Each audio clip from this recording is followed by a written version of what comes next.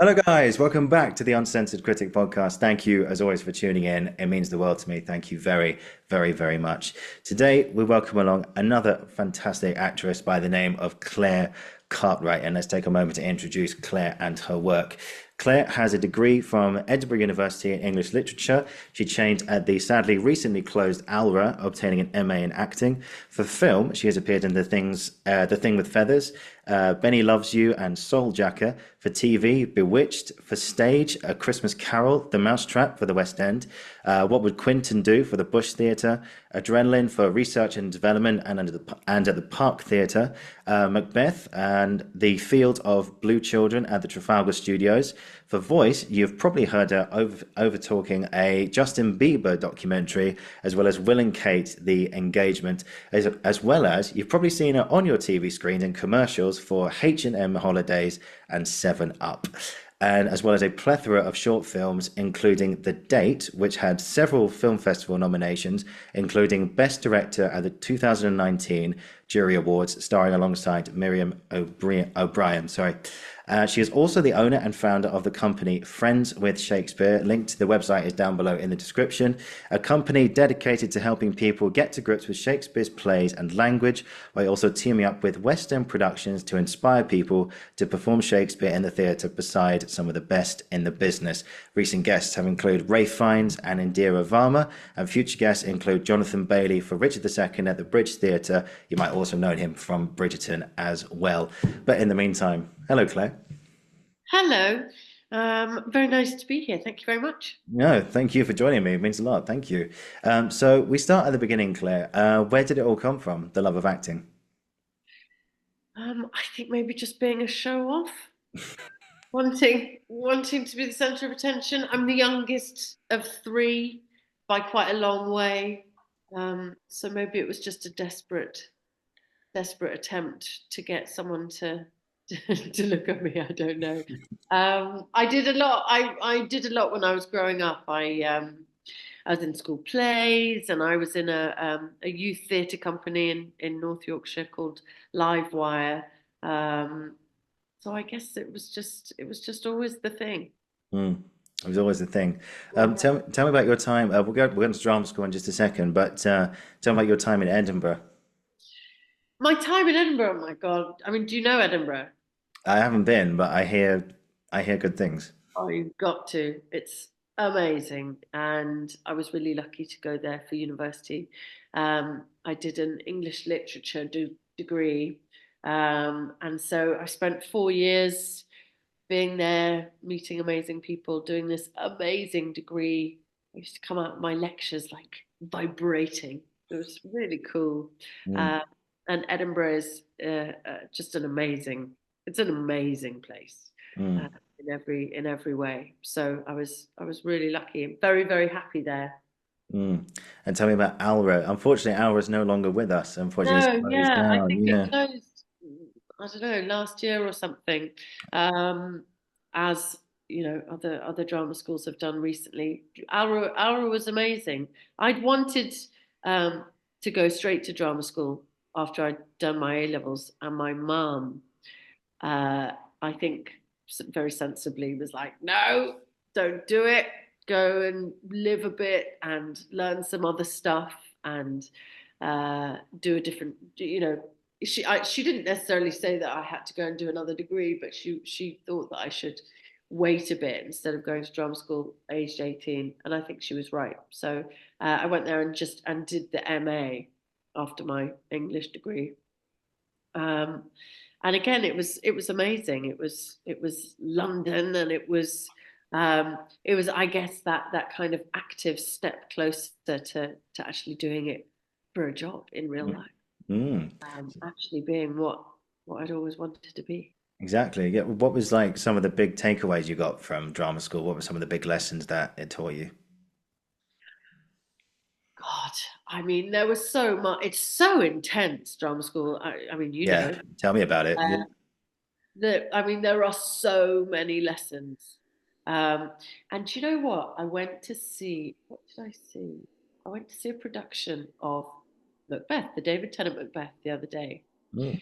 And I can't, there was, I think the company had got sick, so there was loads and loads of understudies on, and the understudy playing Satan, which, if you know the play, is not a big part, Mm. um, was really fabulous. And actually, similarly, the actor playing Satan in the Ray Fiennes production was also completely fabulous. Mm. And I was speaking to people about it and saying that at drama school I'd had a really amazing tutor who was like, "Don't feel the need to be the lead.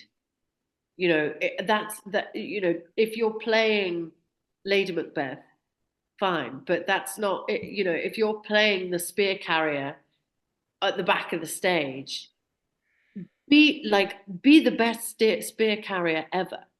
Don't just think, well, it's a tiny part, I'm just going to phone it in. And I've seen a lot of theatre recently where these tiny parts have got actors who are absolutely giving it their all, and not kind of overdoing it, but they are so present and they are so in the world of that play. And I think that is such a good bit of advice. It kind of is good, you know, for life in general, right? Mm. But that idea of you know, you don't have to be the center of everything to do really really good work. Mm. You can do really really good work in a self tape. You can do really really good work like just practicing by yourself. It doesn't have to be with all the bells and whistles and a huge paycheck and lots of names in lights situation. Mm. And I think that was very good advice. Yeah, there are no small parts, only small actors. Exactly. Exactly. Yeah. Yeah. And if you love doing it, then great, do it. Yeah, I remember someone saying to me once, someone's looking at you. Doesn't matter if it's the leads are on stage. If you're playing a small part, the lead, and you're with the leads, and they've got all these monologues, all the dialogue, someone's still looking at you. Right. Someone's Right. still, so doesn't mean you can just sit at the back and just hope no one's looking at you and just have a cigarette or something, Right. just Right. Right. You're a part of that moment of story, right? A huge Mm, part of it. You know, you're in it and you're a part of kind of the energy of it. Even if you mm, don't say anything, you know, you kind of and it's so obvious when someone's not concentrating on stage, even if they're just standing at the side and they don't have any lines. If they're not concentrating and they're just thinking about what they're going to do for their like grocery shop tomorrow, yeah, the energy, like it's quite an energy kind of pull that. yeah. Oh God, I remember seeing old videos of myself doing Amdram, and you can see I'm just like in the background, like, and I'm like, oh God, Yeah, I'm yeah, like, yeah, ooh, I'm yeah. never doing that again. I know. Good lesson. Good lesson to learn. Oh, yeah, it's a tough one, but it gets the best results. So this is a question I've sort of thought about more recently, actually. We're talking about training and drama school and stuff, and it's what would you say was the big difference between Claire on day one of ALRA compared to the last day of ALRA? What was the biggest differences? I think I think the last day she was a bit more humble. I think that it's like everything, isn't it? The more you know how little you know. So I Mm, think going to drama school was enough to sort of teach me that I didn't know shit. And I was going to have to go out there and learn a lot mm, on the job, you know. So I think you go to drama school, I mean, maybe not everybody, but I think some people go to drama school. You got into drama school in the first place, right? Which mm, is hard. And not yeah. everybody does. So Mm, so that fills you with confidence and that's great. And you kind of I think you go there sometimes being like, well, you know, I've got into drama school and I'm clearly a huge talent and I'll be sort of, you know, endlessly working probably before I leave. You know, it's all just mm, going to go incredibly well. And I think that by the time you leave, you're like, right, okay, this is going to mm, be it's going to be a slog, and I don't, you know, I don't know what I'm doing yet. Uh, mm. So I think, yeah, I think I was a little more humble by the end than I was when I first started, in a good way, you Yeah. know. Yeah, it's right. You spend a lot of time unlearning all the things you thought you knew. Right. Yeah. Every And time you did a school play and someone was like, "Oh my God, you're so good at that. You should do it professionally." You're like, "I am good at this. I'm already perfect in every way." I know, and then your ego just is like, Yeah, of course, of course. But I think similarly, people who don't go to drama school, I think whether you're at drama school or whether you're just working in professional environments, I think um, you learn that lesson regardless. mm, Um, you learn from older actors and people more experienced than you that mm, actually you don't know much and you need to kind of watch and keep your eyes and ears open. And yeah, so I don't think necessarily you need drama school to teach you that specifically, but yeah, it taught me yeah. But it's a very good lesson. If you want to be the best at something, you have to learn from people who are better than you. 100%. Yeah, you know. I honestly, Yeah. I think there is no, for me, my favorite feeling is being in a rehearsal room or on a set where I know I'm the least experienced person there. I love that feeling. Mm, I love that feeling of being kind of feeling kind of excited and lucky to be there. And do you know what I mean? mm, Uh, um, I don't really love the feeling of being in an environment where I've I've got the most experience. mm. I find that a bit. Yeah. Well, what would you say was some of the biggest lessons you've learned, like on the job? So you've left drama school, you've done all the credits, which I listed out earlier. What's some of the things that you picked up on the job? God, it's quite difficult to kind of comprehend all the things you've learned. I Yeah. think that um, I think the connections that you make with people, feed into the performances and the show and the whether it's on camera or in the theater. I think the feeling of being a company, and I was an understudy when I first left drama school for bloody ages, and I remember, God, I remember standing back in the wings, watching them, and I did it for a long time, Mm, and I would watch the play just again and again and again and again and again. It helped that it was an absolutely unbelievably good play. It was the Pitman Painters by Lee Hall, oh and yeah. um, the actors in that were just, well, I mean, they were amazing and all, really really experienced. And I remember standing in the wings and watching that and watching them play with it every night. Every night was different, and they would in around the shape that they had created in the rehearsal room, around the shape of the play and their characters. They had a looseness, and they would just be said slightly differently every day. And I think that when you're when you're young and uh, new to it, that you can feel uh, a bit scared to do that. You rehearse, you get your thing, and then you Mm, just do it like that every night because you don't want to put people off and you yeah. don't want to put yourself off. And but I think that looseness around a performance is something that I learned from then, and then as you go on doing it again and again and again, you kind of uh, try and find that looseness, try and find that play. Yeah. It's interesting because yeah, I completely understand what you said there about like you get into like a rhythm or something, and then Yeah, like exactly. yeah, I tell you what, I think I've spoken about this before, but when I went to GSA, it was I came from this background like you. If you learned something, you learnt it in a particular way, or like, and like you put sometimes you put pauses in places where there didn't need to be a pause because you want it to be dramatic. And actually, the director's looking at you going, "What you doing?" I'm like, "But I thought maybe we'd add something like this." No, Ollie, don't do that. And I was like, "It's not. Is it written in the text? No, don't do it then." And I was like, "Okay," but it's like this feeling of like when you learn lines sort of like mechanically, like not with any breaks, you just go blah blah blah blah blah blah blah, blah. So you can just know that they're all there and know that, yeah, just ultimately just trusting yourself and that it's different every night. Is that Mike Alfred's book, isn't it? Different every night. And you can just sort of relax with it, which is great.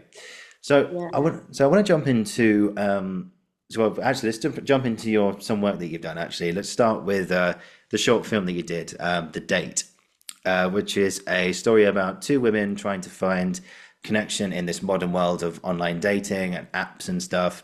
And it's done fantastically well. It did all the film circuits. It's got it got nominations, won the Best Director awards. Yeah, how did you find out about The Date? How did I find out about it? Oh my God, I actually can't remember. I mean, maybe through my agent, or I can't remember how it initially happened, but uh, I think I was asked to audition, and then I met Miriam, who I play opposite, um, because obviously with a story like that, the chemistry between the two actors has to Essential, yeah, right, exactly. yeah, For that to work. So I guess we were put together and got on really really well um, with Emily as well, the director. yeah, And so that's kind of yeah how it happened. yeah. Was there like an initial chemistry read or anything? Yeah, yeah, Yeah, there was in Soho, I think. It's all a bit hazy. I mean, it was a long time ago actually that yeah. film. Was it Uh, 2018 or something, wasn't it? yeah, yeah, I think something so. like that. Yeah. Something like that. Yeah, Yeah, I honestly don't know anymore. yeah, But yeah, so we kind of met with Emily and went through the script a bit and you know you can't chemistry's just chemical, right? yeah, And so yeah, we were just sort of around each other and got on really well, and it worked for what they wanted for the story. So um, so yeah, then we filmed it, and it was great. yeah. Was it a good experience? Really good. It was Mm, really fun, actually. It was a really brilliant, like young, vibrant group of people who were all doing it on a shoestring, yeah, as you know, as so often, and people. God, I've got so much uh, respect for people who make their own work. I really do. You know, mm, who don't have um, pots and pots and pots of money, and you know, they have a thing that they want to do, and they do it because it's hard. You know, and it takes loads of time and effort and energy and thought and um, gathering people together and asking them to do stuff, and it takes courage and um, so you know when a script comes in and it's really good and the people working on it are really um, making such a huge effort. I think it's great, and it's so nice when it's paid off. You know, mm, loads of people make loads of things and no one ever sees it, and mm, not because it's not amazing, but just yeah, God, it's hard. It's hard to get things out there, and it costs money and all the rest of it. So um, Emily had written this script, and it was really beautiful, and she gathered together a really brilliant team of people around her and loads of women. Woo. And so it was a really delightful film to work on. It was very cold. yeah. We got really bloody freezing. I was going to ask you actually because some of those scenes you're on. Which bridge is it? Is it Waterloo Bridge? No. It's around there, yeah, right. It's on the South Bank, right? Yeah, you're near the London Eye, that sort of Yeah, area. Yeah. yeah, yeah, Yeah. yeah. Let's say Waterloo Bridge for the sake of it. Or it might be not. Anyway, you're on a bridge in London and Yeah. you're at night. I know you did some night shoots there as well, as you can see. But how did you survive the cold of that I night? mean, we've all done it, haven't we? We've all been in the middle of the night, outside in all weathers, trying to get the shot, and everyone goes, Yeah. "Ugh." And when they say action, you have to look as though you're feeling super relaxed and warm and Like, cozy I'm and stuff. so warm. Yeah, yeah, yeah, yeah. Just think warm thoughts. Just think warm thoughts. But I mean, they were great. They had big jackets for us, and we were. I think we had like warm pads sort of underneath our clothes and like thermals, all the usual tricks of the trade to stop Yeah. getting thermia on a night shoot. Yeah. Was it, and how do you, was that like a proper like night shoot? And what I mean by that is like, was it properly like after 12 or is it shot like in the autumn when it's cold when it's dark at 6 o'clock? I can't remember what time we were there actually. I think it was pretty late, or it certainly was pretty late by the time we finished. Hmm. But yeah, I can't remember now. Oh Oh, dear, okay. it's hopeless, isn't it? I've got no No, anything. no, it's all good. Don't worry. So yeah, what was the actually? I was just talking about because obviously when you finish it and then the director just goes, "Okay, cool, that's a wrap. Thanks, guys. Thanks a lot." But because like it was a like you say a shoestring kind of budget and independent filmmaking and stuff. And just quickly, another reason why I bring it up is we should champion these filmmakers a lot more because there's so many people out there making their own stuff, literally borrowing money or spending a lot of their budget on the best cameras or the best lights and stuff. So if you are an independent, and I know many of them, if there are independent filmmakers out there, we salute you and every single one of you. 100%. And they uh, rely on amazing DOPs who've bought loads of kit Mm, and all the kind of team that they gather together. So many of them are doing it for free. mm, Because there's no money in the first place, and people need stuff for their show reels, and yeah, uh, so um, people really give their time and energy and their expertise. People have trained. Um, but it is great. It's really useful to have those experiences and to have them. Have stuff on your reel and you grow. And of course, we all know friends or people in the industry who have started out making stuff on a shoestring with no money with friends at the weekend and around their proper jobs, and then over time mm, that gets you noticed and it gathers momentum, and then suddenly you are getting money, and then suddenly you're making a feature, and then suddenly so yeah, it's all that hard work pays off, but you just need to stick with it. And I think you're right. I think there needs to be a huge kind of celebration of those people, because mm. it's really something to do. Yeah. And did you guys, because it felt like a real, I mean, this is the energy I got from the film anyways, it felt like a real group kind of thing. You were all there for each other. There weren't just directors, actors, uh, set guys, lighting folks. I think it felt like a whole group, like to Lovely. get like together. So when it was done, when you finished the night shoots, you got all the footage you needed. Did you guys have a say in the edit? Did you say, "Oh, why don't we cut that bit there? Why don't we do that?" Or did you just leave that to? No, I think the edit is sacred. I think the edit, you know, I think for a director and an editor to have too many voices in the room Oh, is sure. carnage. And it doesn't serve the project. I think as actors you do your thing, and you bring what you can, um, and you tell the story in the way that uh, that you've been hired to tell it. People Mm, hired you because of you, because of the way you look or sound or your energy or whatever it is. So you bring that and you do it. But I think that that's your job, and I think that the writer and the director and the editor. I mean, Emily was all three of those things. She's an wow. amazing editor, and I think you have to trust people to know what they're doing. Mm. and to be able to tell their own story. I think having a bunch of people being like, I think that you should is a fast way to absolute mayhem. Oh, it's the worst. Yeah, you got. I like having there. Why didn't you do this? Why didn't you do that? Yeah, Shut the fuck up. Go away.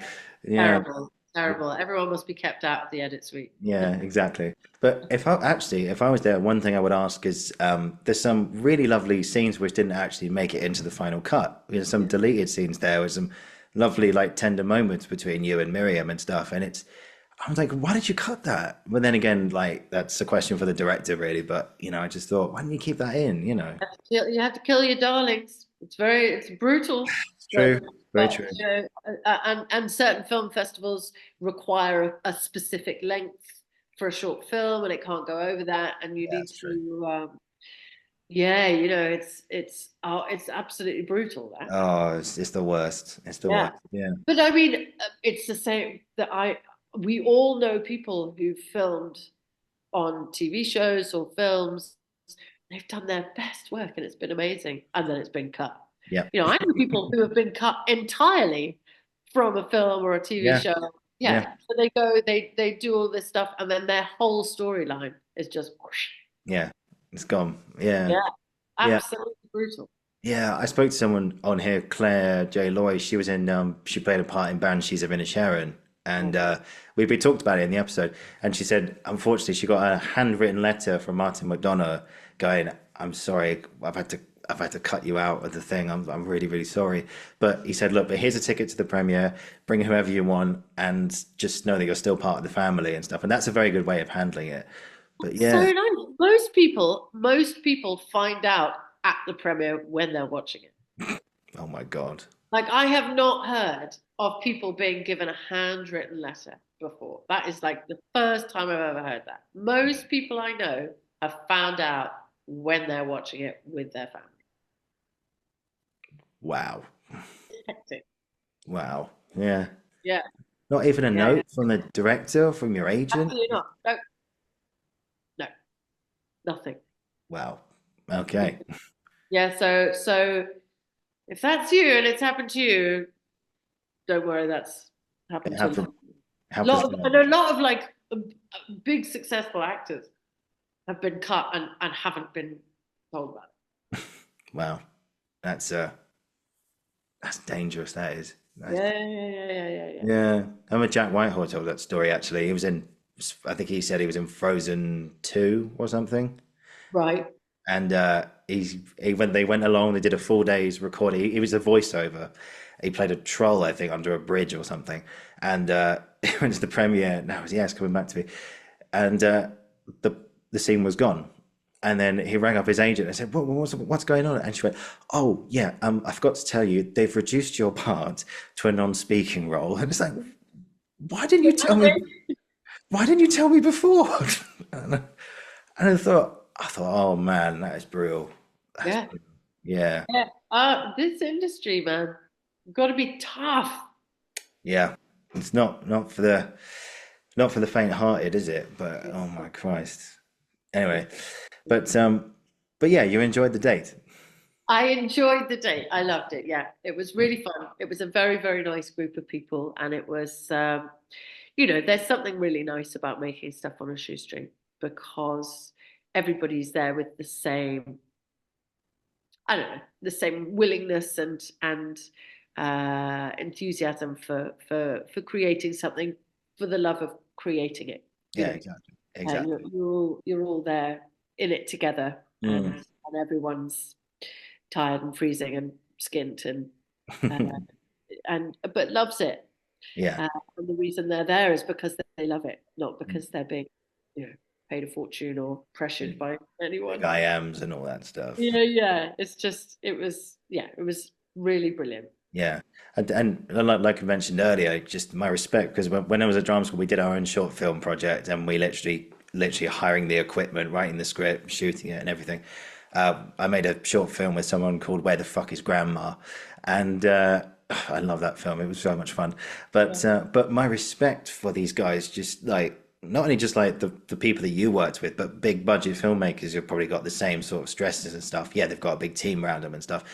But the art of making a film, I didn't realize it's tough. There's so much. I mean, the script is just the beginning. I mean, then you got to find a location, then you got to find the right camera, then you got to find a DOP, then you've got to find camera operators, boom mic operators, and make sure that all these guys are being paid. And then it's just like, oh, it's Yeah.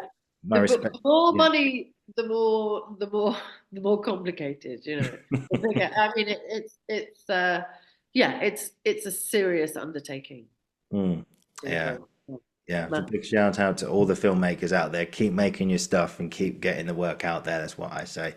And yeah. yeah, cool. But yeah, and just in closing to that, I say thank you for that film. It's really, really lovely film, and I'll put it's on YouTube now, guys. Up again, it's down below. Go check out Claire's work. She's fantastic in it, so go check it out.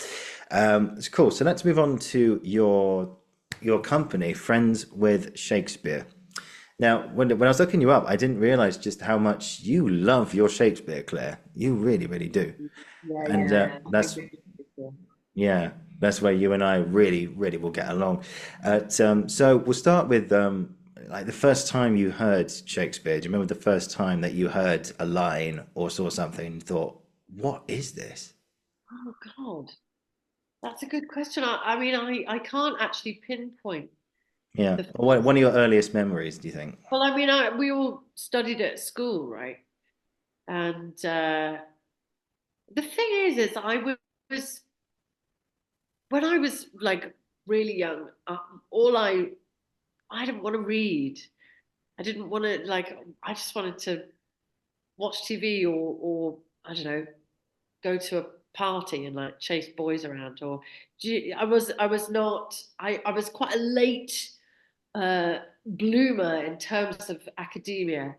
Um, because I just wasn't really interested. It didn't kind of capture me. But then Mm, when it did, I guess I mean honestly, I couldn't really pinpoint when it was, but I think I surprised myself and everybody else because I was quite badly behaved at school when I did like really weirdly well in my GCSEs, and then everybody was a bit like, oh, I think Claire might be a bit brighter than she lets on.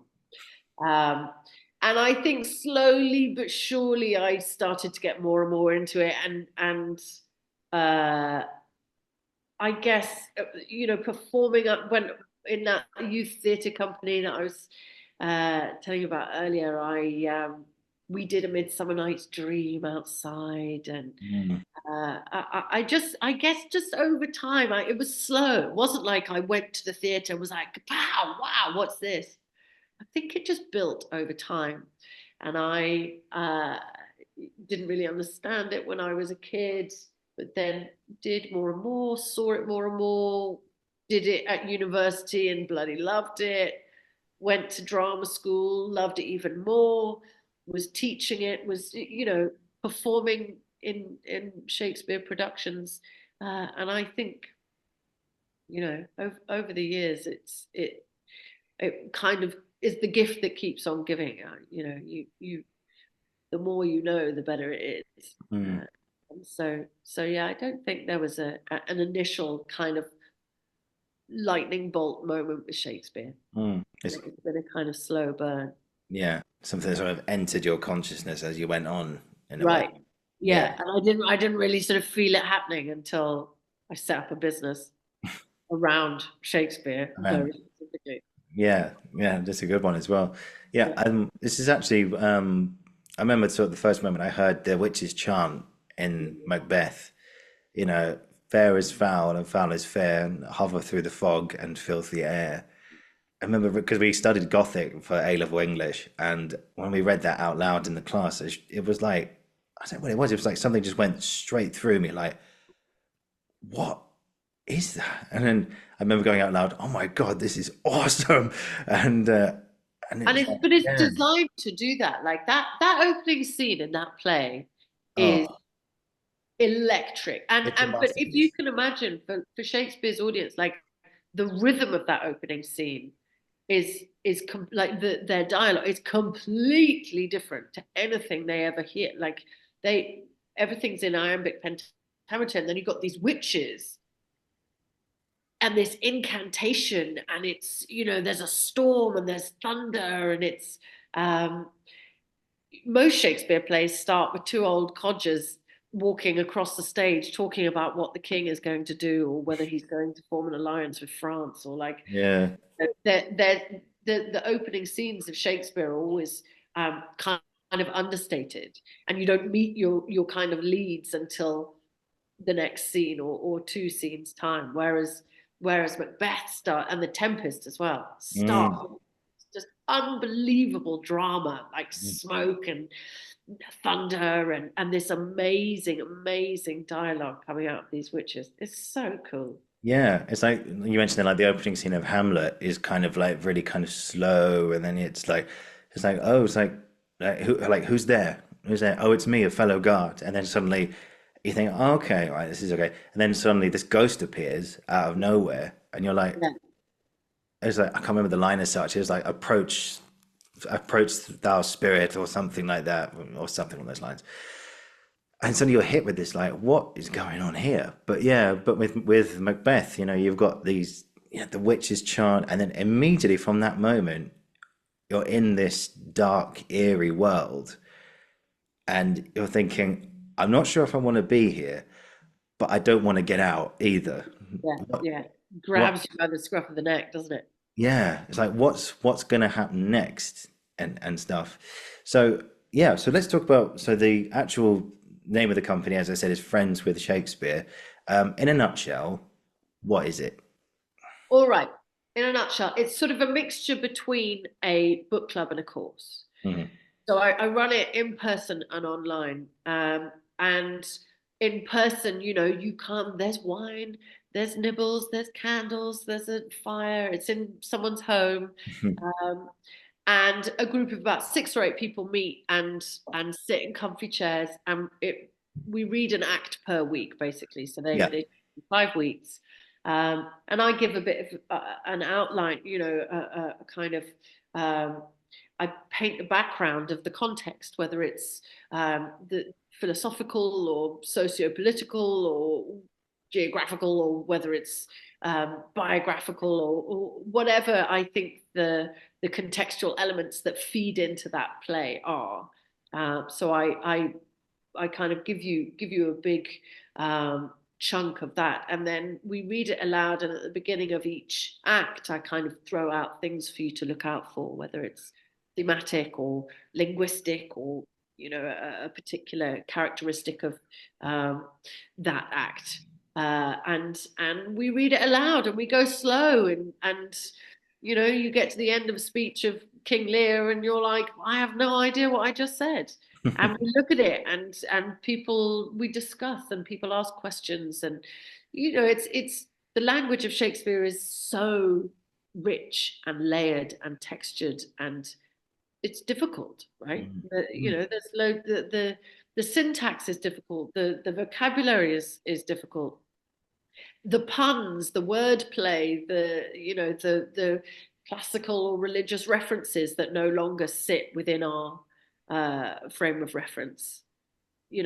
All of those things go into making these plays so extraordinary. And so I think you can't expect yourself to go to the theatre and not know the play and not feel a little like bewildered. Mm.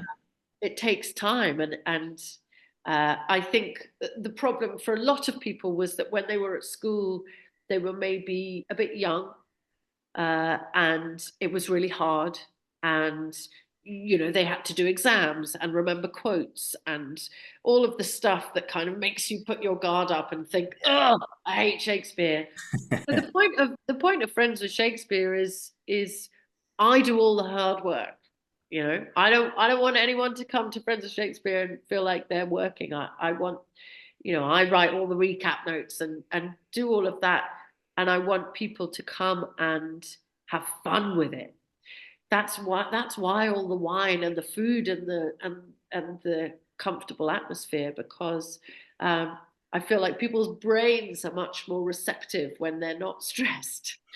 And so the whole point of it is that um, you're kind of coming and learning and really kind of turning on those synapses, and discussing and thinking, really like deeply thinking, but you're doing it because you want to, because it's Mm, fulfilling, because it's fun, not because you're going to have to write an essay on it in two mm, weeks. yeah, Uh, yeah, and at the end of the course, we go and see a production of it. mm, So the point is it all leads up to this trip to the theatre, or if we're doing it online, watching an online production, and you understand every scene, and you understand the different aspects, and the different puns, and the different ways it can be performed. And so after that, we have a drink or a discussion, and it means that we're all super well informed. I think often when people go to see a Shakespeare play, if they don't like it, they'll come away and be like, well, it's probably because I didn't understand it, or maybe I'm too stupid to know what was going on, which isn't true. mm, But I think it's a really nice feeling like you are informed, and feeling like you know why you've got why you liked it, why you didn't like this element, why that worked. mm. It's really nice to go with a group of friends and Yeah. really like squeeze everything you can out of a theatre trip. Mm. Uh, Hugely, yeah. I would say, what were the most like frequently asked questions of yourself? Like if you're on an online course or in person with people and you've got a copy of, I don't know, let's say Richard II, because I know that's your next course, by Yeah, the way. You're looking yeah, at Jonathan Bailey going to do Richard II at the Bridge yeah, Theatre next year. absolutely. I'm really looking forward to that one. Yeah, I've got a ticket for that as well. I'm Yeah. excited for it. I haven't seen Richard II live, actually, I don't think. Have Yeah. you not? Oh, it's a goodie. No, yeah, and yeah, I'm sure I've seen bits. It's got that fantastic speech, the Sceptred Isle speech. Oh, Exactly. Which that's, is always taken out of context. yeah, which is a beautiful speech, by the way. Yeah, Yeah. just actually very quickly, I heard a story because I used to be a steward at the Globe. Actually, I was one of those guys who were the volunteers, like show people to seats, check tickets, etc. Yeah. And I did it the summer before COVID and haven't been back since. I really want to though.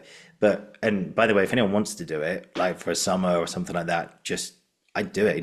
You're not paid, but you get your travel expenses paid for you, and you get to see Shakespeare at the Globe for free, and it's Amazing. completely no-brainer. Anyway, but the story is that this was I heard from one steward shortly after Brexit that Richard II was on, and it was literally like a few weeks or something after the vote, and the Sceptred Isle speech started in the play, and there was this. It was either a combination of eerie silence listening to it, or some people would just start laughing because they're thinking, and I'm not to get too political on here today, but they're thinking, what have we done? Yeah. What's going to happen now? What's going to happen? But yeah. But anyway, back to the initial question, which was, so you've got a copy of Richard II in amongst a group of people. What are some of the most frequently asked questions when it comes to looking at Shakespeare? I think people are always really keen to know exactly what Shakespeare was trying to say. Mm, So I think people want a really clear sense of Shakespeare the person, and his motive for writing a particular play or a particular speech or a particular part. yeah. Um, and that is only sort of possible. Shakespeare was writing in the humanist period, where the a play they education was all about being able to argue a balanced two sides of the argument. It came from the kind of classical thinkers who were all about uh, uh, uh, being able to kind of see every side, and be able to argue just as strongly for one side as the other. And Mm, I think if you read Shakespeare's plays, that is what he does. There is no, in that period, there was no autobiography. It wasn't, a playwright wouldn't come with an agenda to try and say, right, you need to think this, that, and the other. There is always a nuance. There's always multiple perspectives that way, balance each other out, which is why we're still doing these plays, right? Mm. Which is why, a play like The Merchant of Venice Mm. was performed by the Nazis and also translated into Yiddish. Like all of these plays are open to whoever to interpret them in whatever way suits them. They can read a play and see something that someone who sits in the opposite bracket of thought, they can read the same play and pull completely different things out of it. So I think when someone's like, what's Shakespeare trying to say here? I think it's almost impossible to answer, because in the very next line he will completely contradict it. Yeah, for sure. So I think it's one has to be a bit wary of trying to get to the bottom of what Shakespeare is trying to say. I think there are lots of clues, but that's definitely something that people ask a lot. Yeah. You mentioned there the Sceptred Isle speech gets taken out of context. Yeah. How is that like pulled in? It's I mean, that play is very complicated, in terms of its attitude towards nationhood, and that speech, whilst it's absolutely beautiful, it comes at a time where you're supposed to really be questioning a lot of the things that it says. The play is cautious, whereas it's taken and always used as this amazing kind of rousing speech that makes England look like the best possible place ever, stand alone. This earth and majesty, protects itself from infection against itself. Yeah. But actually, within the context of the play, England is kind of fucked.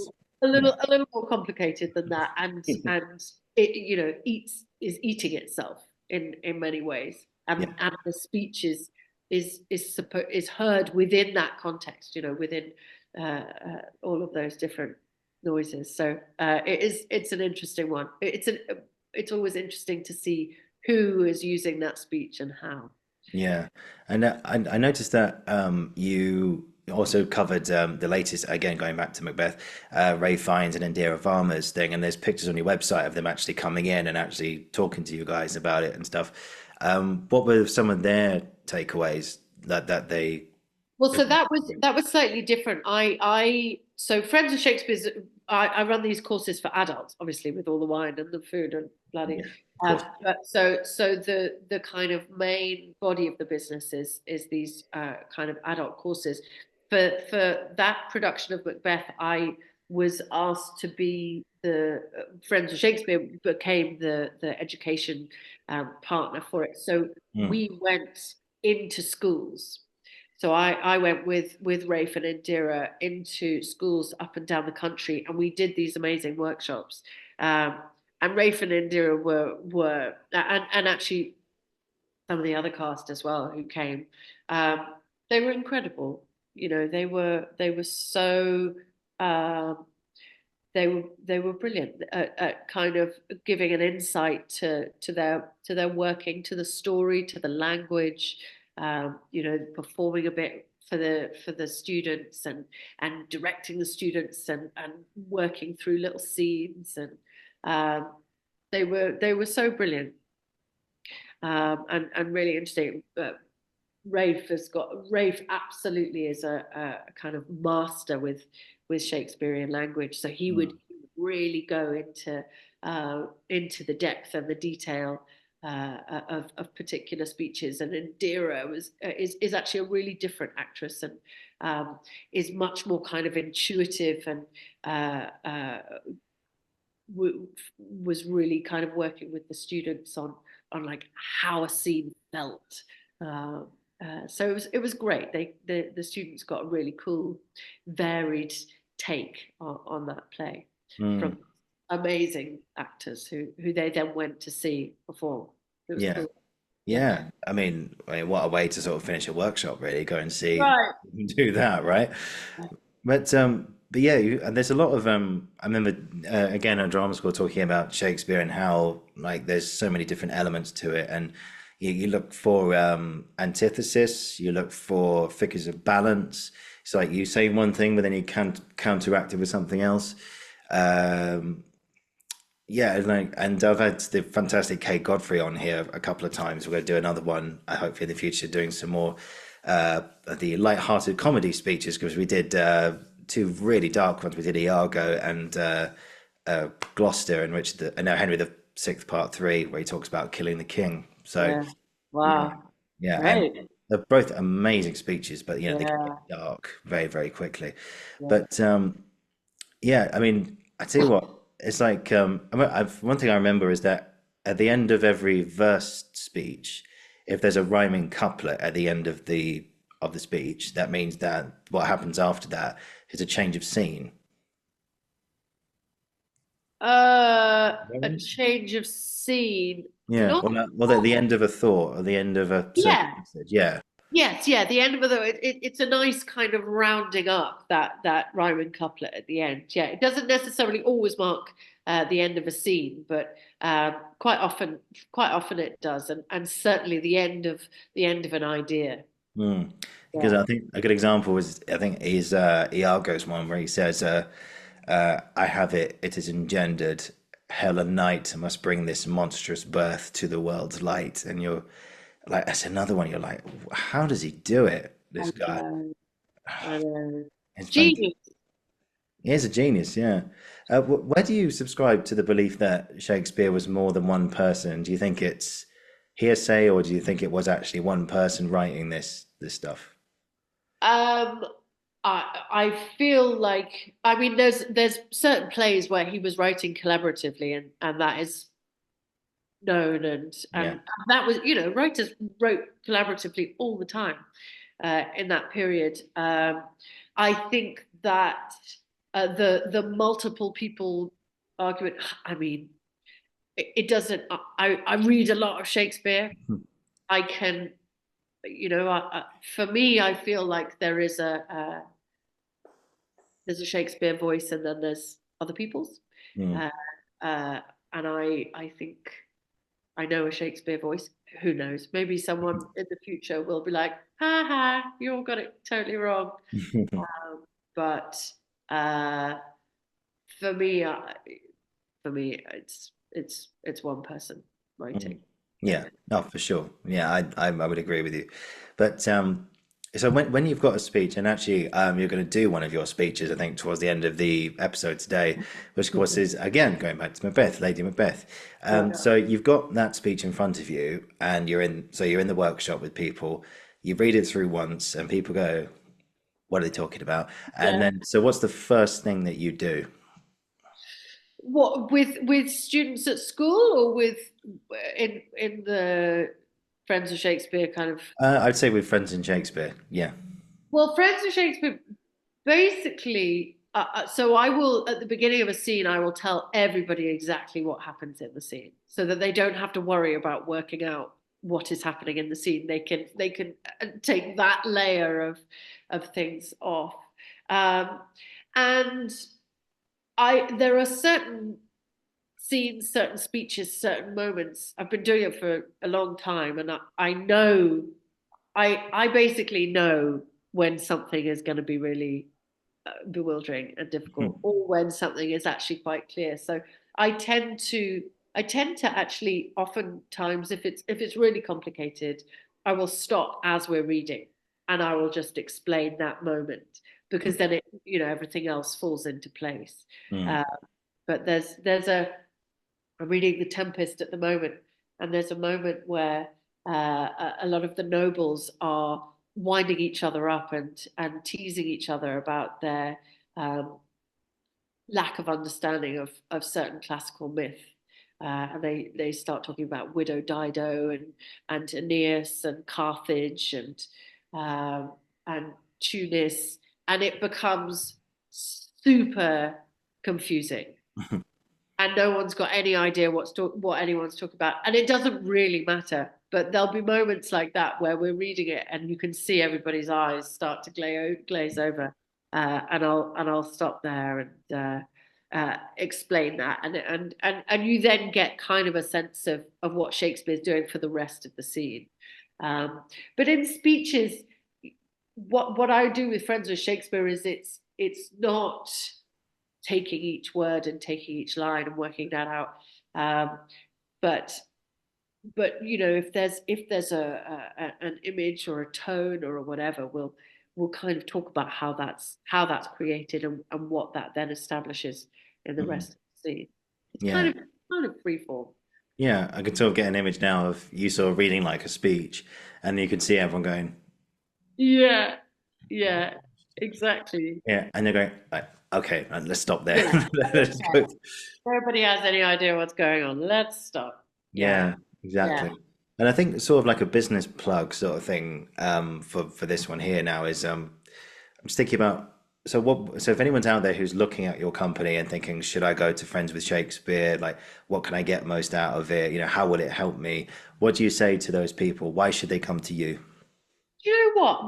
What I have sort of seen doing it is a huge confidence build, Yeah, actually, to be able to go to the theatre and watch Shakespeare, even if you haven't studied that particular play with me. I think a lot of people come to Shakespeare. A lot of people, it's not just Shakespeare, a lot of people go to an exhibition at a gallery or an opera or a ballet or the theatre to watch Pinter or Beckett or, you know, a lot of people are a bit like, oh, I don't know if I know enough about this, or I don't know, uh, you know, I think actually coming and sitting down with a Shakespeare play and learning and reading it aloud in front of people, it's a real, it really like is enriching. It's an incredibly enriching thing to do. And sitting down to read a Shakespeare play by yourself is hard. mm, And actually, do you get that much from it if you don't know where you're starting from? Probably quite a lot, but mm. I think to do it with friends, to discuss it, to ask questions, and then to go to the theatre and have that experience. I think it builds confidence, not just with that play, but just generally speaking. I've had people come who at the beginning have been like, I hate Shakespeare and I don't want to read aloud. Totally fine. But uh, one person who said that is doing their 26th play with me as we speak. And I've had other people who come and like, don't read aloud very much and they lose their breath at the end of the line and they're like, "Ugh," they're nervous. Mm. And then after 5 weeks, they're like, I'll read Goneril, I'll read Lady Macbeth, I'll read Hamlet. Uh, it puts people into their bodies. And I'm not reading these plays with actors. I mean, some people are actors, but it's everybody from every walk of life.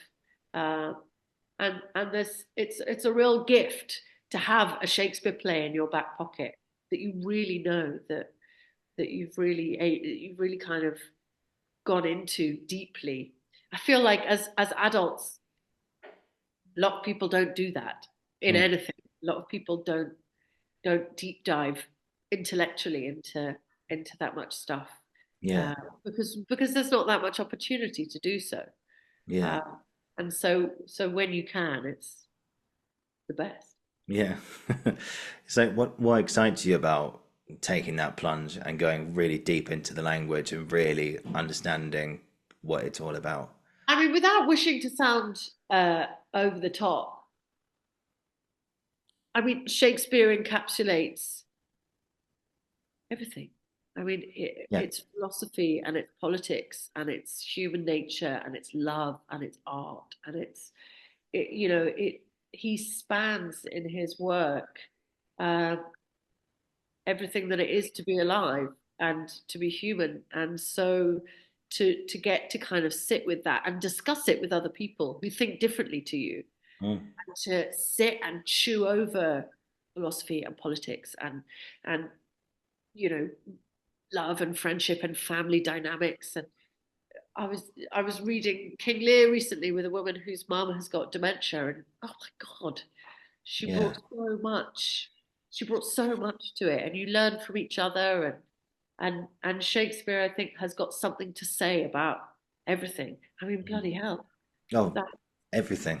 yeah, right. And so it's it's incredibly nourishing. I Yeah. think we all sit on our phones and we all look at loads of stuff Mm. all the time.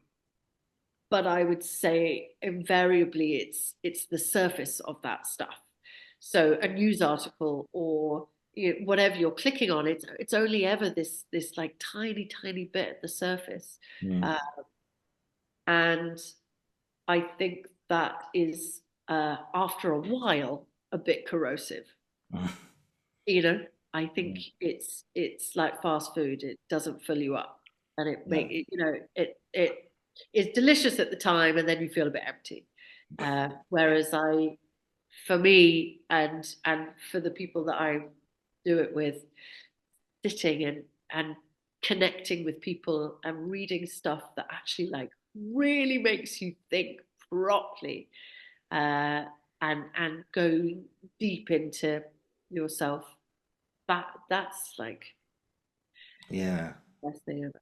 That's good, wholesome, home cooked, nourishing food for the soul. Is like that. Shakespeare. Yeah. Yes. It's called Shakespeare. That's Yeah. your chicken breast and brown rice. You know? Exactly, with lots of vegetables on the side, covered Ex- in butter. Exactly. And lots of it as well. Yeah. Yeah, I mean, just you mentioned there just about that the lady who read King Lear, whose mum sadly had dementia. I'll tell you a very quick story actually. So my mum's dad sadly is no longer with us, and he actually had the same thing. And well, my mum, she's not really a massive Shakespeare fan. You know, we've talked to her about it and stuff. But Anthony Hopkins is a fantastic version, which was directed by Richard Eyre. It's on Amazon Prime now, guys. Go check it out. It's Yeah. absolutely wonderful.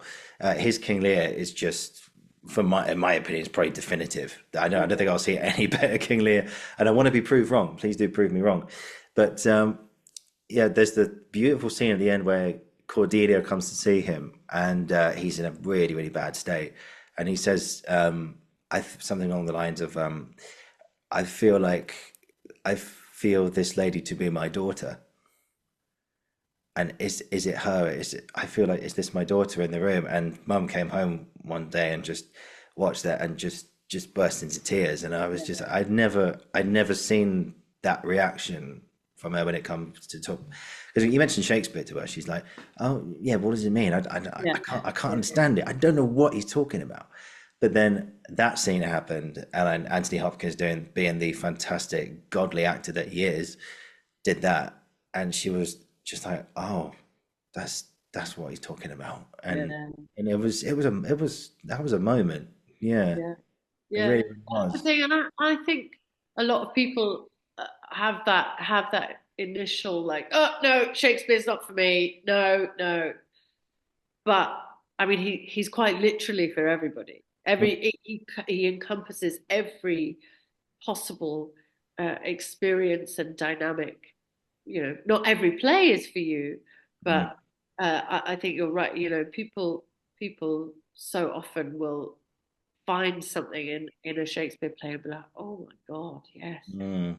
Yeah, exactly what I have experienced or how I yeah. felt. Or yeah, Did you see? Do you remember that when we had the Olympics in 2012? The RSC did, but I think pretty much the whole catalogue, but in a different context. Did you ever see any of those ones? So uh, like, so different in different countries. Sorry, so they put for the glow. no, it was I think it was around town actually. They did much ado in India. They did Julius Caesar in Africa, and if, I can't remember any others. But they did Julius Caesar in Africa and made Caesar to be this African dictator. Right, Uh, yeah. yeah, but like a Robert Mugabe sort of like Yes, figure. yeah, I saw it. I saw it. I saw it. Oh, you saw it? Oh, yeah. I watched. I sadly I didn't see it in the theater, but I watched the DVD. They managed to like. It was a very odd thing. They some scenes they're in the theater, and other scenes they just filmed for camera. It was really Yeah, interesting. Dichotomy. yeah. It was brilliant.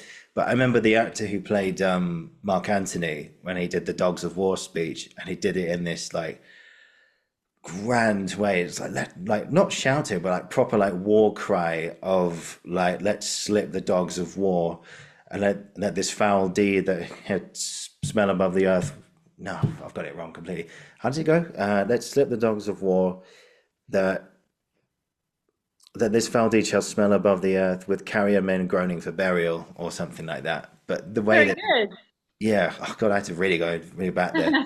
But thank you. But the way he did that, I remember just again in that moment, but like the witch's child, I sat there in my chair going, "Oh my God!" And it's like, yeah, Shakespeare, man, it's incredible. It's Yeah. really, yeah. But and actually, that's the leader. You probably mentioned this already, but was there sort of like one person, like kid or adult, and like Friends with Shakespeare or the other companies that you have, where you've seen such a huge transformation? I know you said someone has been working with you on the 26th time, Yeah. but has there ever been like one person who you've seen on the first day go, I don't get it. I have no interest whatsoever. I don't know why I'm here. And then towards the end, they've delivered this speech so beautifully. You're like, oh my God. Was there ever like Yeah. moments for you I've like had that? a few people, like a lot of, most people come back again and again and again to read Mm, different plays because there it is transformative in some way, whether it's the way people read or people's understanding or uh, confidence. It happens a lot, yeah. Um, and the woman who arrived and was like, I hate Shakespeare, and is now reading a 26th play with me. She's a goodie. yeah. She's a Yeah. goodie. It's all thing, I hate Shakespeare, so why are you here Yeah, then? yeah. Well, I think she was just there for something to do, and then gradually over time she was like, oh. Yeah, and it's a great thing to do. It's a great thing to do. Um, so what does Shakespeare mean to you, Claire? Well, I mean, I think probably what I just said, that Mm, kind of all encompassing what it means to be alive, what it means to be human, yeah. faith, philosophy, theology, the whole lot. I think uh, it is, I also think there is some poets are incredible, right? Yeah. Went to an amazing poetry evening at the British Library the other day, organised by my friend. And there is something just so extraordinary about being able to use language to encapsulate big stuff, feelings, emotions, whatever it might be. I find that uh, like magic, just magic Mm, that writers can do that, that language can do that. Uh, mm. it really lights my fire. Yeah, and it's just how contemporary it is. Once you sort of get into the nitty gritty, you realize just how contemporary and actually how like modern it is. And I say, mo Crucially, it's just timeless. yeah, yeah, It's not about what it means to be Elizabethan. It's mm, about what it means to be human, exactly.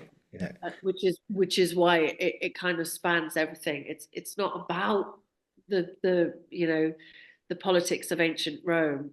mm, It's about politics and people within politics and how they operate. So it doesn't, all the plays just are open forever because mm, they're humans, not, exactly. not kind of wedded to a particular moment.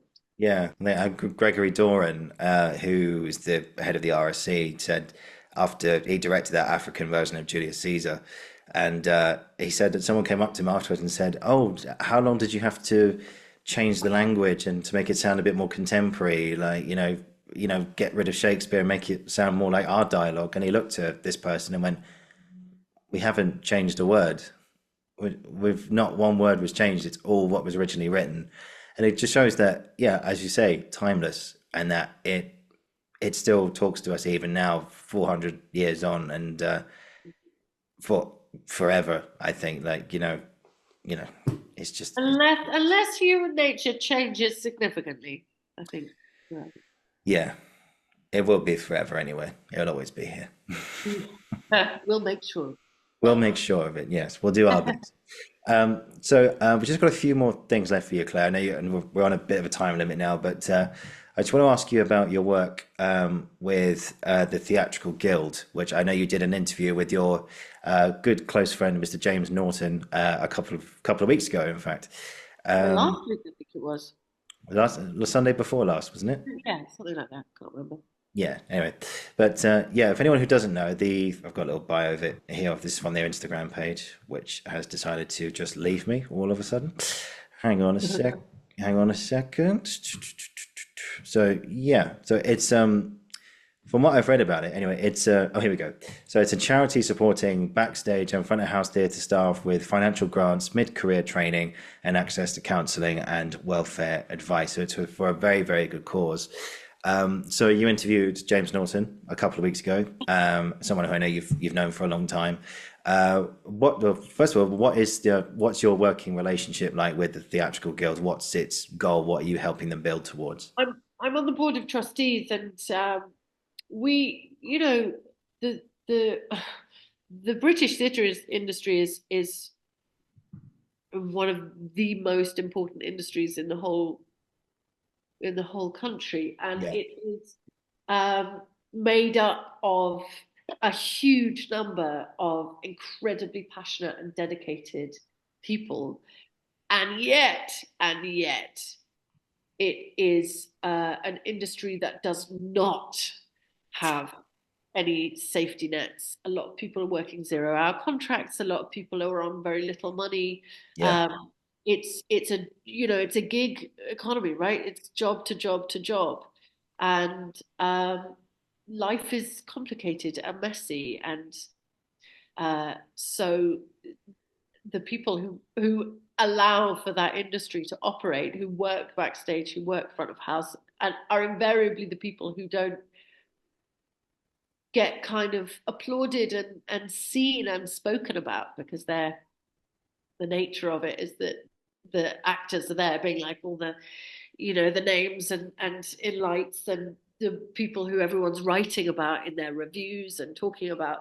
Um, but actually, there are so many people who work on these shows, so many people, and you know, there's a lot of times where those people who are kind of the bedrock of our whole industry need support, whether that's financial or whether it is emotional support, and they need counselling, and they have to, if they're going to go through the NHS, they're going to have to wait 3 years or whatever it is to get therapy, and a lot of the time people need to do mid-career training, whether they're a set painter or wigs or costume or lighting or whatever it is. Courses are really expensive, so we're a charity that basically tries to support people working in the industry in any way that they need, and it's a huge honor to do so. yeah. Keep up the great work. We need more people like this, and not only just creating awareness, but also making a difference as well.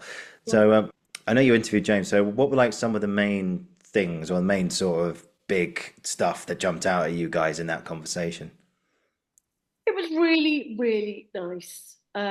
We did it at the Leicester Square Theatre, and we had a brilliant, really kind of warm audience, and James is super bright Mm. and super articulate and always so open and warm, and I was saying to him, it the conversation felt like we were sat around my kitchen table with a bottle of wine at 2 a.m. It didn't feel like he doesn't change when there's 400 people sitting in front of him. So it was really warm and candid and brilliant. And I think actually similar to what I was saying earlier, he really talked a lot about being open as a person and as a professional, and being trying to kind of relax and uh, be open to the world and to opportunity and to change and whatever it is. I think that he's achieved huge success, um, and when looking in from the outside at someone like that, I think you can often think, oh God, right, well, they now have absolutely everything they could possibly dream of, and that's it then. There's a line kind of drawn under any problems that you could conceivably have. uh, that's not true. You stay the same, and having the insecurities and the voice inside your head that's like, oh, are you as good at this as everyone's saying, or whatever it is a really important part of uh, staying A, sane, and B, good at your job. So it was really nice. It was just a reminder to stay open and vulnerable. So, like for yourself on the board, how do you think like the industry is? Because like we were talking before we came on, 2024 has been a tough year for creatives, actors, anyone in the business, because we're Yeah. still things. There's this phrase going around at the moment: "Survive until 25," and it's been a tough year for all of us. I haven't had an audition this year at all because of just stuff that's going on. But luckily, I've had this show to keep me going. It's been great. But like the way you see things now, like at this current moment in time as we speak now, how do you feel like things are now, and how do you see them changing going forward? I would say that the two sides of the film and TV side and the theatre side are different, and respond to different elements of what's going on in the world. I think that film and TV particularly are really struggling at the moment because Do you of think? lack of money. Yeah, yeah, absolutely. The writer's strike had a huge impact. Yep. A Yep. lot less is getting made, like a lot less. Mm, Um, and in the theatre, I would say that the West End musical industry is thriving. You mm, know, the big theatres in London that are putting on celebrity driven plays they're sold out, and 200 quid a ticket, they're sold out. yep. Um, so there's parts of the industry that I think are really thriving and booming. But I think that particularly in the theatre, uh, the kind of smaller scale theatres are really having a difficult time. The operating costs have shot through the roof. People don't have loads of money to go to the theatre every week. So now they kind of save up, and it's one big ticket once. Yeah. Uh, so just the landscape of how the audience is changing, and how theatres cope, and accessing money, accessing funds. It's really challenging, really, really challenging.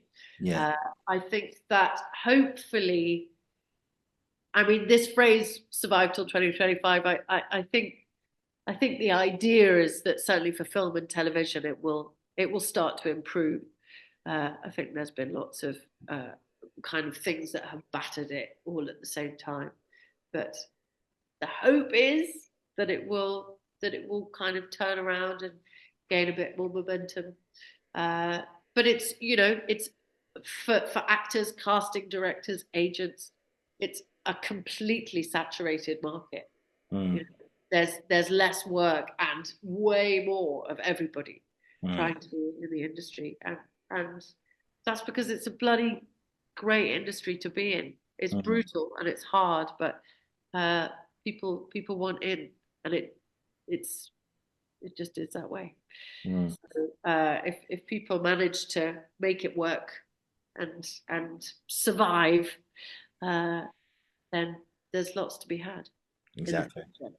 Yeah. We just got to keep going with what we're doing, and Keep on keeping on. yeah, as they Yeah, say, the night is always darkest before the dawn, as they say, exactly, as they say. exactly. Yeah, you got to. I think that's the crucial thing, isn't it? You just have to keep going, uh, Mm, because if you stop, then of course it's not possible yeah. anymore. Whereas if Yeah. you keep going, it's always possible. Exactly. Exactly. Yeah. Claire, this has been absolutely wonderful. Thank you so very much for your time today. I've literally just got two more questions for you, and if we have time just for the end, I'd love to hear your Lady Macbeth as Oh well. yeah, if I can remember it. I haven't done it for years. Yeah, do you want to do that first? Then we can sort of finish on the questions if you want to. All right, Go on. here goes. You'll have to prompt me if I forget. Hang on. I'll get it up for you. Hang on. All right. Wait. Okay. So, Lady Macbeth, is it Act 1, Scene 7, yeah? In fact, one season it was the Hope drunk. Ah, okay. Was the Hope drunk? Okay. One moment. Nearly there, nearly there. Okay, go on. Was the Hope drunk wherein you dressed yourself?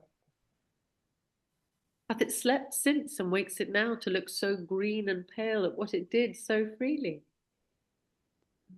From this time such I count thy love. Art thou feared to be the same in thine own act and valour as thou art in desire? Wouldst thou have that which thou esteemest the ornament of life, and live a coward in thine own esteem, letting I dare not wait upon I would like the poor cat in the adage? What beast was then that made you break this enterprise to me? When you durst do it, then you were a man. And to be more than what you were, you would be so much more the man. No time nor place did then adhere, and yet you would make both. They have made themselves, and that their fitness now dost unmake you. I have given suck, and know how tender 'tis to love the babe that milks me. I would, while it was smiling in my face, have plucked my nipple from his boneless gums and dashed the brains out had I so sworn as you have done to this. There you go. No, Look at wow, yeah. it. I thought that was a character thing there. You got me there. The end. Yeah. Hang on. We can't. If we should fail. No, I'm joking. Yeah. We fail. We fail, but screw your courage to the sticking place and we'll not fail. Yeah. And then there's that brilliant speech. Is this a dagger I see before me? And then again, that rhyming couplet. Tis not, I go, and it's done. The bell invites me. Hear it not, Duncan, for it is a knell that summons thee to heaven or to hell. Da, da, da. Beautiful. Absolutely brilliant. Anyway, so yeah, thank you for that. That was stunning. Stunning. Oh, good. I'm glad I remembered it. It always Yeah, sort of lurks somewhere in the bottom of your brain, doesn't it? it does. Especially when you love it that much, it's always there to just call upon, just like that. Yeah. Brilliant. No, thank you for that, Claire. That was honestly, that was brilliant. Oh, Brilliant. good. Thank you for that. And okay, final two questions for you today. What would you say was a bit of advice you wish you heard at the beginning of your career? Oh, advice at the beginning of my career. I think, do you know what? I think that it doesn't have to go fast. It doesn't have to be neat. Um, I think that one looks at uh, celebrity actors and I think there can be a feeling that that's the way to do it. That's what success is, and Mm, of course, in lots of ways it is. But I think what I think that a jobbing actor, the pressure is less, and I think I've taken some really weird jobs. Like I did Macbeth in Kyrgyzstan, in the National Theatre of Kyrgyzstan, where I was the only English actor and everyone else was Kyrgyz, and they didn't speak a word of English. And I spoke English and they spoke Kyrgyz. And I remember telling my friend that I was going to go do it. She was like, "What are you talking about? That is a crazy thing to do. Like, how on earth is that going to forward your career?" And I was like, honestly, I don't think it's going to forward my career, but I think it's going to be an adventure. And it was one of the best things I've ever done, professionally or not. I mean, it was absolutely wild. It was amazing. And I think that if you if you can have the confidence to allow your career to be uh, slow and messy and a bit of everything, there is a joy to that. Of course, if you want millions and you want to be James Norton or Brad Pitt, or you want to be Kate Blanchett or whoever, there are certain things that you have to do. There is a time constraint. There is a pressure, but along with those decisions come great fortune and the opportunity to do amazing work as well. But Mm. for me, I think when I was at drama school, I felt like the only possible outcome was huge global stardom, and actually that's not the case. Mm. And you can have a really incredibly fulfilling career by doing quite weird, unusual, slightly left field jobs. Mm. And it, yeah, you can have a very, very happy time being that way as well. Mm. Yeah, just no big pressure on yourself. And obviously, Right. and yeah, sometimes the things that you want, you think, oh well, that's not going to happen. But anyway, I'll just keep doing what I'm doing, and then it finds you when you least expect it. Right. And to love the work, like Yeah, whether you're doing a huge movie or whether you're doing a bit of fringe theatre, to love the work, mm, because that's why you do it, right? And it's I that's I'd say that's what sort of characterized my whole thing is that I just absolutely love working, and that is something that you must never lose sight of in it, with all the noise and the agents and the reviews and the yeah, it's noise, yeah. It's just like, yeah. Thanks. yeah. Yeah, okay, yeah, cool. Have a nice day. See you later. Yeah, Yeah, exactly. Just finding the work and finding the joy in that. That is everything. that's key. That's it in a heartbeat. Exactly. Yeah. Simple as. And then the best, forget all the big glamorous stuff. Just love what you do, and then great things will follow. Yeah. I think that's it. And also you will enjoy the journey of Yeah. it more. Process is, I'm enjoying the process right now. Don't think about the destination, just enjoy the process, the time that you have now, because then you look back and think, oh wow, I actually did that. Right.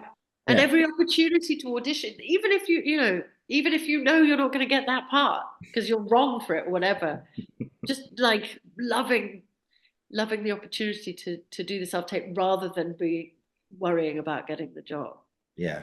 whether that job is as good as you wanted to be. I don't know. I just think finding joy in it, because it's hard. It's a hard industry, and Yeah. it's hard to have enough money or to feel like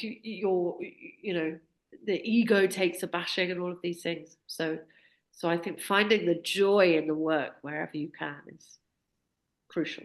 Exactly. Amen to that. Yeah. Amen. And finally today, this is a closing question for every guest, which is, what's been an experience or experiences you've had in your career up to now that you'll never ever forget? Oh, there are lots actually. I mean, the Kyrgyzstan uh, show was absolutely wild, and I will remember that, even if I get terrible dementia, which one could. I would imagine that play will stay in Mm. my head, and that experience, that was incredible. I recently did a film, um, where I had to be buried under an awful lot of snow. Mm. And so I was lying on the floor of this massive film studio, just with these piles of snow and everybody kind of coming up to me between takes, being like, "You okay? You okay?" Like a guy with a huge snow machine like spraying at me. It was, that was a You're bit just, of you're just saying like, yeah, yeah. No, I'm fine. Thanks. I've got loads of snow up my nose, but it's fine I because it's can't also not breathe. snow, right? It's like the inside of nappies and all sorts of Yeah. rubbish. Oh my Um, God. so Yeah. yeah, that was a bonkers image that will never Yeah. leave. Oh, for sure. That sounds fun. That Yeah, it was sounds really fun. fun. Yeah. Yeah. Yeah. And sorry, I just thought I saw on your spotlight, you've just filmed something with Mr. Cumberbatch recently as Yeah, well. yeah, Yeah. yeah, Yeah. yeah. I filmed an adaptation of Max Porter's book "Grief is the Thing with Feathers," which is one of my favorite books of all time. Mm, yeah. So it was that was a really particularly special job for me. Yeah. Not least because I was married to Benedict Cumberbatch, which not many people get to be. So that was uh, that was a delight, and I am totally devoted to that book. So Fantastic. that whole experience was incredible. Yeah. Now, when can we see it in cinemas? Do you know? You know what? I still don't know. Okay. Sometime next year. Sometime next year. Cool. Sometime next year. When I couldn't tell you, Okay. uh, but I'll let you know when I know. Yeah, no, please. I look forward to it. I'm a big Cumberbatch fan, and you got to play opposite him. I Yeah, did. I yeah. know. I know. Really, really lucky. It was incredible. He is. It turns out he's really very good at his job. Oh, he's all right. Yeah, Yeah, he's all right. He's he's all pretty right. good. Yeah, he's He's quite good. I did think, oh, he'll go far actually. yeah, yeah. He's got a bright future, hasn't he? He's got a bright I think future. he does. Yeah, I think one to watch. One to watch for the future. Um, anyway, Claire, I won't press you too much on that because I know these producers have eyes and ears everywhere, so I won't. Actually, we've got to keep everything on the down low. Yeah, exactly. At some point next year, guys, we look At forward to it. some point next year, I honestly have no, I genuinely have no more information Yeah, than that. okay, cool. Yeah, no Not worries. even really boy. Yeah, but we'll keep an eye out for it. I look forward to it. Do yeah, Yeah. the thing with feathers. It's gonna be really amazing. I think. Yeah, I'll be there opening night. Get me a press ticket. I'll be Yeah, there. great. We'll do. Absolutely. Brilliant. Claire, this has been absolutely brilliant. Thank you so much for your time today. It's been an absolute joy talking to you, hearing you talk about Shakespeare, the date, and just how your love for it and everything, and for the speech as well, and just talking about in the future and everything. Still got so many more things for you, but I know time prevents me from doing it. So we will continue this conversation, I hope, in the future. Will do. And yeah, and absolutely. But for the time being, yeah, thank you so, so much. This has been great. If you just hang on, we'll have a tiny debrief when we finish, and then I'll let you go. But in the meantime, yeah, wow, great stuff. Guys, thank you for watching. Thank you for listening. This has been the Uncensored Critic podcast, and I'll be back very, very soon. And yeah, fantastic. Claire Cartwright, thank you so, so much.